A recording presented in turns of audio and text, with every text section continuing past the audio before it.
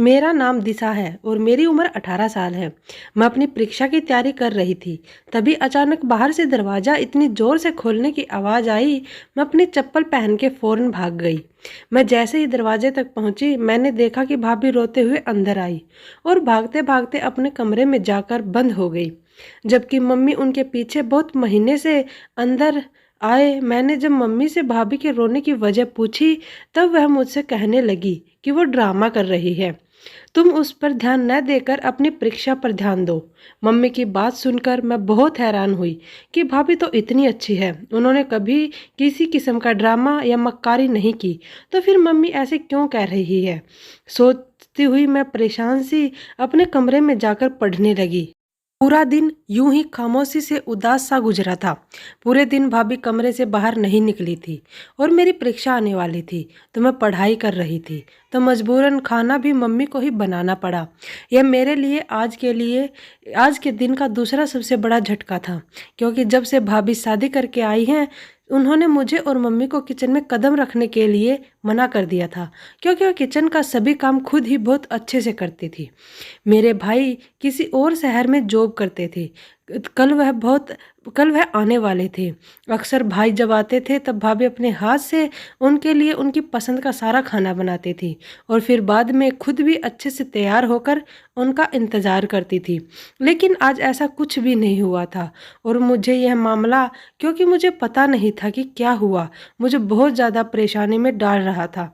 लेकिन मैं चुपचाप यह सब होता हुआ देख रही थी, क्योंकि मम्मी ने मुझे सख्ती से यह सब बताने से मना कर दिया था और भाभी खुद को कमरे में बंद किए हुए बैठी थी। सुबह हो गई, दूसरा दिन भी ऐसे ही चल रहा। भाभी ने खुद को कमरे से नहीं निकाला और आज खाना भी मम्मी ने खुद बनाया। रात जब भाई घर आए, डाइनिंग टेबल पर भाभी को नहीं पाया। वह मम्मी से उनके न होने की वजह पूछने लगे, तो मम्मी ने हड़बड़ाकर बहाना बना दिया कि उसकी तबीयत ठीक नहीं है। मैं हैरान होकर मम्मी को देखा तो मम्मी ने मुझे घूर कर चुप रहने का इशारा किया। मैं भी खामोश हो गई। चलो भाई जब कमरे में जाएंगे तो भाभी से बात करने के बाद सच वैसे भी सामने आ जाएगा। हम सब खाना खाकर अपने अपने कमरे में चले गए, लेकिन भाभी का कमरा अंदर से बंद था, तो भाई को घबराहट होने लगी और वह जल्दी से डुप्लीकेट चाबी लेकर आ गई और रूम खोलने लगे। भाई जैसे ही रूम में गए तो उन्होंने देखा कि भाभी अभी तक सो रही है। भाई ने जल्दी से अपना रूम अंदर से लॉक किया, उनके पास चले गए। मैं पानी देने मम्मी के कमरे में गई थी और जब वापस आ रही थी तो मैंने देखा कि भाई बहुत गुस्से में मम्मी के कमरे में गए, लेकिन मुझे देखकर कहने लगे, छोटी तुम अपने कमरे में जाओ, मुझे मम्मी से अकेले में कुछ बात करनी है। मैं भाई का हुक्म सुनते ही एकदम कमरे से बाहर चली गई, लेकिन मुझे कल से भाभी के रोने की वजह जाननी थी, इसलिए मैं दरवाजे के पीछे छुपकर उनकी बातें सुनने लगी, जिसको सुनने से मुझे अपने कानों पर शक होने लगा कि शायद मैंने कुछ गलत तो नहीं सुन लिया, कि भला मम्मी ऐसा कैसे कर सकती है। भाई बहुत ज़्यादा गुस्से से मम्मी से कह रहे थे कि मम्मी आपको भगवान का वास्ता, आप मेरी पत्नी की जान छोड़ दे, वह बहुत सीधी है, वह बहुत सुशील है, आप उसे ऐसा काम नहीं करवाए। जब भगवान को हमें संतान देनी होगी तो वह खुद दे देगा। लेकिन मैं अब आपसे कह रहा हूँ कि आज के बाद अगर आप मेरी पत्नी को किसी 2 टके के बाबा या किसी गले मोहल्ले के पंडित के पास लेकर गई, तो याद रखिए मैं अपनी पत्नी को अपने साथ लेकर चला जाऊँगा और यह घर छोड़ दूँगा। और यह सिर्फ धमकी नहीं है। भाई की घर छोड़ने की बात पर मम्मी फौरन रोने लगी और कहने लगी कि बेटा, यह सब मैं तुम्हारे लिए ही तो कर रही हूँ, तुम्हारी संतान का मुंह देखने के लिए ही तो यह जतन कर रही हूँ। लेकिन बेटा, तुझे अगर नहीं पसंद तो मैं नहीं लेकर जाऊंगी दोबारा उसे। लेकिन बेटा देख, मैं तेरे आगे हाथ जोड़ती हूँ, तू यह घर छोड़कर नहीं जाना, मैं कैसे रहूंगी तुम लोगों के बिना। भाई मम्मी की बात सुनकर ठंडे पड़ गए और मम्मी को गले लगाकर बोलने लगे कि मम्मी मैं कहीं नहीं जा रहा, लेकिन याद रखें मेरी पत्नी बहुत सीधी, सुशील और पवित्र औरत है। इसे यह सब बिल्कुल अच्छा नहीं लगता। भगवान के लिए उसे किसी के सामने ना लेकर जाएं। मम्मी ने हाँ में सिर हिला दिया। भाई उनका माथा चूमकर अपने कमरे में चले गए। भाई के जाते ही मैं दरवाजे के पीछे से निकलकर अपने रूम में आ गई, लेकिन कमरे में आते ही मैं लगातार अपने कमरे के चक्कर काटने लगी। मेरे दिमाग में एक ही बात चल रही थी क्या आखिर मम्मी भाभी के साथ क्या कर रही है? मम्मी भाभी को आखिर किस पंडित बाबा के पास लेकर गई थी? क्यों भाई बार बार एक ही बात किए जा रहे थे? मम्मी मेरी पत्नी बहुत पवित्र औरत है, वही सब नहीं कर सकती, उसे ही अच्छा नहीं लगता। कुछ तो गड़बड़ जरूर है, कुछ तो दाल में काला है। कि मेरे दिमाग में एकदम आया कि कहीं मम्मी भाभी से कुछ गलत काम तो नहीं करवा रही। यह सोचते ही मैं एकदम अपनी सोच को ना में बदला। ऐसा नहीं हो सकता। भला मम्मी भाभी के साथ ऐसा क्यों करेंगे? भला मम्मी अपने ही बेटे का घर क्यों खराब करेंगे? लेकिन अगर ऐसा कुछ नहीं होता तो भाई बार बार मम्मी से ऐसा क्यों कहते कि मेरी पत्नी बहुत पवित्र है, बहुत सुशील है? कुछ तो गड़बड़ जरूर है। मैं नहीं, सच में बहुत देर तक उलझती रही। आखिर मैं इन सब सोचों से तंग आ चुकी थी, इसलिए सर झटक कर पढ़ने बैठ गई। पूरे 10 दिन हम सब के साथ भाई ने गुजारे। अपनी जॉब के लिए दूसरे शहर में चले गए थे। दिन यूं ही गुजरने लगे, लेकिन अब सब पहले जैसा होने लगा। मम्मी उसी दिन से भाई के जाने वाली धमकी के बाद भाभी को किसी भी पंडित के बाबा के पास लेकर नहीं गई थी। इसलिए भाभी बहुत खुश हुई और सही से रहती थी। भाभी अब हर काम पहले की तरह करने लगी थी। मेरे साथ भी बहुत अच्छा समय बिताती थी। लेकिन मैं जब भी उनसे उस बात का पूछती जिस दिन वह रोते हुए घर आई थी, तो वह घबराकर बात बदल देती और एकदम से मेरे पास से उठकर चली जाती। मुझे उनके इस व्यवहार से बहुत हैरत होती कि आखिर भाभी इस तरह घबरा क्यों रही हैं और मुझे कुछ क्यों नहीं बता रही। दूसरी तरफ मम्मी का व्यवहार भी मुझे हैरत और परेशानी में डाल रहा था।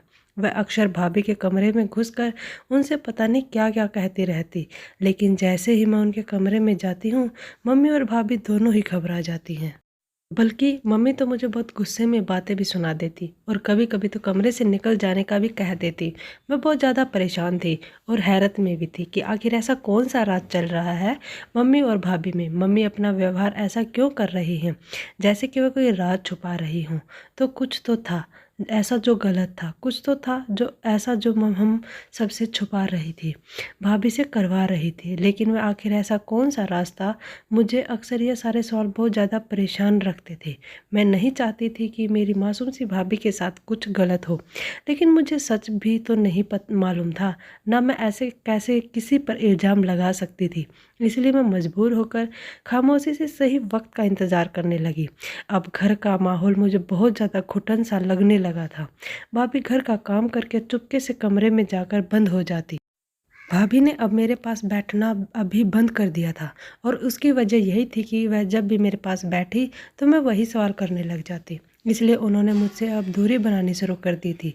जबकि मम्मी तो गुस्से में घूमती ही रहती थी, जैसे उनका कोई अहम मकसद पूरा ना हो रहा हो, जैसे उनका कोई भी काम पूरा ना हो रहा हो।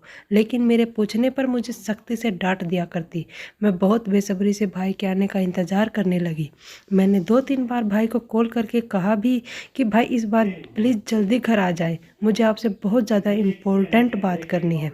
लेकिन भाई ने कहा कि बेटा मैं तुम्हारे बुलाने पर एकदम घर आ जाता, लेकिन इस महीने सारी जिम्मेदारी मेरे ऊपर है और कंपनी के कुछ एम्प्लॉयज़ छुट्टी पर घर गए हैं, इसलिए मैं चाह कर भी नहीं आ सकता बेटा। बस कुछ दिन की तो बात है, फिर मुझे आ ही जाना है, फिर हम बैठकर आराम से बातें करेंगे। भाई की मजबूरी को देखते हुए मुझे चुपचाप रहना पड़ा। मैं चुपचाप भाई के आने का इंतज़ार करने लगी। एक दिन मम्मी के दोस्त मिठाई का डिब्बा हाथ में लिए घर आए। मम्मी से मिलकर वह मम्मी की आंखों ही आंखों में कुछ इशारे करने लगी। मुझे उनकी हरकत बिल्कुल भी सही नहीं लगी, बल्कि उनकी सारी हरकतें बहुत ज़्यादा अजीब सी थी। जबकि मम्मी भी उनकी संजीव से हरकत में उनका पूरा पूरा साथ दे रही थी, जबकि उनकी यही चीज़ मुझे चौंकाने पर मजबूर कर रही थी। थोड़ी देर गुजरी, तभी भाभी नाश्ते से भरी ट्रे लेकर आई। भाभी तो रखने के बाद उठकर जाने ही लगी थी। तभी मम्मी की दोस्त पूनम आंटी ने उनका हाथ जोर से पकड़ लिया। भाभी ने उनका सवाल भरी नज़रों से देखा। आंटी पूनम के कुछ भी बोलने से पहले मम्मी बोल पड़ी कि पिंकी बेटा थोड़ी देर हमारे पास बैठ जाओ, मेरी फ्रेंड आपसे कुछ बात करना चाहती है। मम्मी और उनके दोस्त बार बार नज़रों से बातें कर रही थी और फिर उन दोनों के चेहरे की मुस्कुराहट मुझे किसी अनहोनी का पता दे रही थी। मुझ पर हैरत के पहाड़ टूट रहे थे। आंटी पूनम भाभी का हाथ पकड़कर मगरूर व्यवहार से कहने लगी कि देखो अभी 1 साल पूरा भी नहीं हुआ मेरे बेटे की शादी को, और देखो मेरी बहू ने मुझे दादी का सुख दे दिया। अपनी शादी के पहले ही साल मेरी बहू ने मेरी गोद में एक सेहतमंद पोता डाल दिया। मैं तो बहुत ही खुशकिस्मत हूँ। आंटी पूनम का अंदाज कुछ ऐसा था कि जैसे वह भाभी को नीचा दिखाने की कोशिश कर रही हो। भाभी भी बेचारी सर नीचा करके सुन रही थी। वह और कर भी क्या सकती थी। इतनी देर में मम्मी की फ्रेंड बोल पड़ी, पूछने लगी, तुम्हारी शादी को 3 साल हो चुके हैं, तुमने कोई खुशखबरी नहीं सुनाई। अभी तक भाभी उनका सवाल सुनकर बहुत ज़्यादा दुखी हो गई थी। नजरें झुकाए न मीसा हिलने लगी। आंटी पूनम फिर से भाभी का चेहरा छूकर कहने लगी कि बेटा हो तो तुम बहुत खूबसूरत, कोई ऐब भी नजर नहीं आता। तुमने तो आखिर बात क्या है, अभी तक तुम खाली दामन हो। फिर वह एकदम चेहरे पर हाथ रखकर कहने लगी, क्या तुम बांझ हो? तो नहीं। उनका सवाल सुनकर भाभी रोने लगी और कहने लगी, नहीं आंटी, ऐसा कुछ नहीं है। जब भगवान को मंजूर होगा तब भगवान मेरी झोली जरूर भरेंगे। जबकि आंटी भाभी की बात सुनकर अपना चेहरा मुरझाकर बोली कि बेटी, दुआ के साथ साथ दवा और दम भूख भी जरूरी है, लेकिन आजकल की नस को कौन समझाए। उनकी बात सुनकर भाभी अपनी आंखों से आंसू साफ करके अपने कमरे में चली गई। आंटी भी मम्मी से मिलकर एकदम चली गई। आंटी पूनम के जाने के बाद भाभी थोड़ी देर में ही अपने कमरे से बाहर निकलकर मम्मी के पास आई और अपने आंसू साफ करते हुए कहने लगी कि मम्मी, मैं राजी हूँ उस बाबा के पास जाने के लिए। बस यह बात किसी भी तरह आकाश को पता न चले। मम्मी मुस्कुराकर कहने लगी, यह तो तूने बहुत अच्छा फैसला किया है, और भला मैं क्यों बताऊंगी अपने बेटे को। बल्कि तू यह ख्याल रखना कि किसी भी तरह यह बात उसके कानों तक न पहुंचे। भाभी रोते हुए मम्मी से कहने लगी, बस मुझे अब और बांझ के ताने नहीं सहे जाते, बस इसलिए मैंने यह फैसला कर लिया और आप बेफिक्र रहिए। मैं किसी भी तरह यह बात आकाश को पता नहीं लगने दूंगी। भाभी कहते हुए और रोते हुए दोबारा अपने कमरे में चले गई। जबकि भाभी के जाते ही मम्मी भी हंसते हुए अपने कमरे में चली गई। मम्मी का यह व्यवहार मुझे बहुत अजीब लगा, इसलिए मैं भी धीरे से मम्मी के पीछे जाकर उनके दरवाजे के पीछे खड़ी हो गई। मैं अंदर झांकने ही लगी थी कि मैंने सुना कि मम्मी कह रही थी, वाह पूनम, क्या एक्टिंग की है तूने, देख तेरा नाटक काम आ गया। तेरे जाते ही मेरी बहू मेरे पास आई और वह कहने लगी कि मैं राजी हो गई, जिसके लिए शायद मैं उसे कभी राजी नहीं कर सकती थी। देख पूनम, तेरी एक चाल में ही मेरी बहू बाबा के पास जाने के लिए तैयार हो गई। अरे मुझे तो अभी तक यकीन नहीं आ रहा, क्या मेरी बहू उन बाबा के पास जाने के लिए मान गई है। मम्मी खुशी खुशी बोले जा रही थी, लेकिन मुझे ऐसा लग रहा था कि मैं अब और यहाँ खड़ी रही तो मैं भी अभी चक्कर खाकर गिर जाऊंगी। मेरे लिए यही सोचा ही जान का बवाल था कि मम्मी ने किस तरह भाभी को अपने इस घिनौने जाल में फंसाया था। भला मम्मी ऐसे कैसे कर सकती है। मैं यही सब सोचने में मगन थी। अब मुझे मम्मी के कदमों की आवाज़ सुनाई दी थी। मैं जल्दी जल्दी उनके दरवाजे से निकलकर एकदम अपने कमरे में आ गई। मम्मी भाभी के कमरे में जाकर भाभी से बोली कि कल शाम को तैयार रहना, हम 5 बजे बाबा के पास चलेंगे। मम्मी और भाभी तो रात का खाना खाकर अपने अपने कमरों में जाकर सो गई, लेकिन ना तो मुझे खाना खाया गया और ना ही मुझे पूरी रात नींद आई। मैं पूरी रात बिस्तर पर करवटें बदलती रही और बस यही सोचती रही कि आखिर कल मम्मी भाभी के साथ क्या करने वाली हैं। आखिर वह क्या करवाना चाहती है। भाभी से इन्हीं सोचों में मेरी आंख कब लग गई मुझे पता ही नहीं चला। देर रात से सोने की वजह से सुबह मेरी आंख बहुत ज़्यादा लेट खुली थी। मैं जल्दी जल्दी उठकर भागकर मुझे यह सच परेशान कर रहा था कि कहीं मम्मी भाभी को लेकर चली तो नहीं गई। लेकिन मैं जब आंगन में गई तो मैंने देखा कि भाभी वहीं है। ऐसे ही टेंशन में वक्त गुजरता गया और शाम हो गई।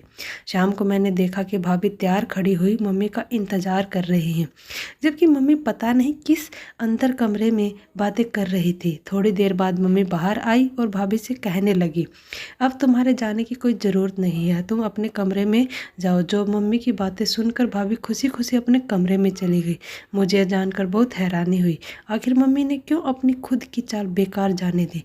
फिर मैंने सोचा शायद मम्मी के दिल में भगवान का डर आ गया हो। मैं खुश होकर अपने कमरे में चली गई, लेकिन कुछ देर बाद मैंने देखा कि मम्मी एक बड़ी सी पोटली उठाए घबराते हुए घर के बाहर की तरफ जा रही थी। मैंने मम्मी से पूछा कि आप इस तरह कहाँ जा रही हैं, तो मम्मी फ़ौरन से गुस्से में बोली कि मैं तुम्हें जवाब दूंगी, तुम मेरी बेटी हो ना, कि मैं तुम्हारी इसलिए चुपचाप अपने कमरे में है जो मैं थोड़ी देर में आऊँगी। मैं वे मम्मी का यह व्यवहार देखकर बहुत हैरान हुई। और फिर चुपचाप किचन में जाकर अपने लिए चाय बनाने लगी। चाय बनाने के बाद मैं वहीं बाहर बैठकर पीने लगी। अभी मैंने 2-4 घूंट पी ही थी कि मैंने देखा कि मम्मी जल्दी जल्दी दरवाज़ा खोलकर अंदर आई। दरवाज़ा अंदर से बंद किया और सीधे भाभी के कमरे में चले गई। मैं भी अपनी चाय वहीं छोड़कर उनके पीछे भाभी के कमरे में चली गई। मम्मी ने अपने दुपट्टे से एक बोतल खोलकर भाभी को दी। वह कहने लगी कि बाबा ने यह तेल दिया है और वह कह रहे थे कि यह तेल उन्होंने बांझ औरतों के लिए तैयार किया है। न जाने कौन कौन सी जड़ी बूटियों से बनाया है यह तेल। बाबा कह रहे थे कि तुम्हें रोजाना यह तेल अपने पेट पर लगाना है, देखने कि तुम कुछ दिन में ही गर्भवती हो जाओगी। और सबसे अहम बात कि बाबा जी ने इस तेल पर मंत्र पढ़कर फूके हुए हैं। वह कह रहे थे कि अगर किसी का पति नामर्द हो तब भी उसकी पत्नी यह तेल लगाने से गर्भवती हो जाएगी। भाभी ने तो मम्मी की बातों पर यकीन करके वह तेल लगा लिया, लेकिन मुझे मम्मी के उस बाबा की किसी भी बात पर यकीन नहीं था और ना ही उस जड़ी बूटी वाले तेल पर यकीन था। आखिर में मेडिकल स्टूडेंट थी, इसलिए मुझे बहुत अच्छी तरह से पता था कि अभी तक ऐसा कोई भी तेल साइंस नहीं बना पाई है। यह तो सरासर झूठ है, ऐसा कैसे हो सकता है। मैं यह सब सोच ही रही थी कि तभी भाई के जोरदार नमस्ते करने की आवाज़ से मैं होश में आई और खुशी से उनके गले में झूल गई। भाई मुझसे पूछने लगे, तुम क्या बात करना चाहती थी? लेकिन मैंने बहाना बनाकर उन्हें टाल दिया कि बस मुझे आपसे मिलने का दिल कर रहा था, इसलिए मैंने यह सब कहा था। अब घर का माहौल खुशगवार हो गया था। मम्मी भाई से छुपाकर वह तेल रोज रात को भाभी को लगा रही थी और भाभी भी चुपचाप वह तेल लगवा लेती थी, क्योंकि वह भी माँ बनना चाहती थी। एक दिन भाभी खुशी से मम्मी के पास गई और कहने लगी कि मुबारक हो मम्मी, आप दादी बनने वाली हैं। मम्मी खुशी से भाभी को गले लगाकर उनके कान में धीरे से बोली कि देखा बाबा जी के तेल का करिश्मा। भाभी जोर जोर से हम में ऐसे हिलने लगी, लेकिन मेरे लिए यकीन करना बहुत ज़्यादा मुश्किल था। भला ऐसे कैसे हो सकता है। इसलिए भाभी के कमरे में गई और वह तेल चुपके से अपने दुपट्टे में छुपाकर अपने कमरे में चली आई। अब मैं मम्मी और भाभी से चुप कर वह तेल इस्तेमाल करना शुरू कर दिया और एक दिन मेरे साथ भी कुछ ऐसा हुआ जिससे मेरी आंखें बाहर आ गई। मुझे लगा मेरे सर पर आसमान गिर गया हो। ऐसे मुझे अपने पैरों पर खड़ा रहना मुश्किल हो चुका था, क्योंकि मैं सच में गर्भवती हो चुकी थी। यकीन नहीं कर पा रही थी कि सिर्फ एक तेल की बदौलत ये कैसे मुमकिन था। इसलिए अगले दिन यूनिवर्सिटी जाते हुए मैं वह तेल की बोतल भी अपने साथ ले गई और यूनिवर्सिटी पहुंचते ही मैं सीधा लेबोरेटरी गई और वहां के दिन से बात करके 4-5 एक्सपेरिमेंट टीचर की निगरानी में उस तेल का टेस्ट करवाया। टेस्ट में जो राज मेरे सामने आया उसने मुझे हैरान कर दिया। मैं अपनी सोचने समझने की शक्ति भूल चुकी थी। हैरत से अंगे बस उस तेल को देखे जा रही थी। मैं जल्दी से वह तेल पकड़कर अपने घर भाग। मेरा नाम दिशा है, मैं MBBS पढ़ रही थी। हम दो बहन भाई हैं। मेरे पिताजी 6 साल पहले इस दुनिया से चले गए। मेरे भाई की शादी मेरे पापा की दोस्त की बेटी से हुई थी। गर्भवती होने के बाद जब मैं तेल टेस्ट करवाने के लिए लेबोरेटरी पहुंची तो मुझे मालूम हुआ कि वह सदा सब गले का तेल है। इसमें किसी भी तरह की कोई जड़ी बूटी या कोई दवाई शामिल नहीं है। इस बात ने मुझे बहुत हैरान कर दिया था। इसलिए मैं तेल पकड़कर जल्दी से यूनिवर्सिटी से बाहर निकली। यूनिवर्सिटी से मैं सीधा हॉस्पिटल आई और सीधा अपने टेस्ट करवा के टेस्ट की रिपोर्ट पढ़ते ही डॉक्टर मुझसे कहने लगी, फूड पॉइजनिंग की वजह से आपको लगातार उल्टियाँ आ रही हैं। यह सुनकर मैं अंदर ही अंदर बहुत ज़्यादा शर्मिंदा हुई कि एक पढ़ी लिखी लड़की होने के बावजूद भी मैं इन बातों पर कैसे यकीन कर सकती थी। डॉक्टर के बताने के बाद और उनके इंस्ट्रक्शन लेकर मैं घर वापस आ गई और आते ही भाई के सामने मम्मी और भाभी को बुलाकर इस तेल की सच्चाई बताने लगी। मम्मी तो यह सब सुनते ही सदमे में चली गई, जबकि भाभी रोते हुए कहने लगी कि मुझे तो पहले दिन से ही वह बाबा कोई फरेबी लगता था। जब मैं पहली बार उसके पास गई तो वह शख्स कभी मेरे हाथ पकड़ लेता तो कभी मेरे कंधे पर अपना बाजू रख देता। मैं मम्मी को यह सब बताया, लेकिन मम्मी ने मेरी बात का यकीन नहीं किया। मम्मी का भरोसा टूटा तो वह रोते हुए कहने लगी कि मैं तो अपने बेटे की संतान देखने की खातिर इतनी अंधी हो गई थी, उसे फरेबी को पहचान नहीं सकी। यह मामूली सा तेल उसने मुझे 3 तोले सोना और 2 लाख रुपए लेकर दिया। मम्मी रोते हुए अपना माथा पीटने लगी। आखिर मैंने ये क्या कर दिया? मेरी दौलत और मैं अफसोस से दूसरों को देखने लगी। भाई ने एकदम उस ढोंगी और फरेबी बाबा के खिलाफ पुलिस में रिपोर्ट दर्ज करवाई, क्योंकि उस बाबा के खिलाफ पहले भी बहुत सारी रिपोर्ट दर्ज थी। इसलिए अगले ही दिन उस ढोंगी बाबा को गिरफ्तार कर लिया गया और उसका ठिकाना भी मुकम्मल तौर पर बंद कर दिया गया। भाई उस बाबा का अंजाम बात कर बस इतना बोले कि मम्मी, अगर इस दुनिया में कोई पत्ता भी हिलता है तो वह भी मेरे भगवान की मर्जी से। इसलिए भगवान पर यकीन करने से हर चीज़ मिल जाती है, लेकिन उसके लिए सब्र करना शर्त है। काश आपने भी भगवान पर यकीन किया होता और सब उसे कम लिया होता, तो आज आप अपनी साड़ियों की जमा पूंजी लौटा करना बैठी होती। मम्मी ने रोते हुए हाँ में सिर हिला दिया। शायद भाई की बातें समझ में आने लगी थी।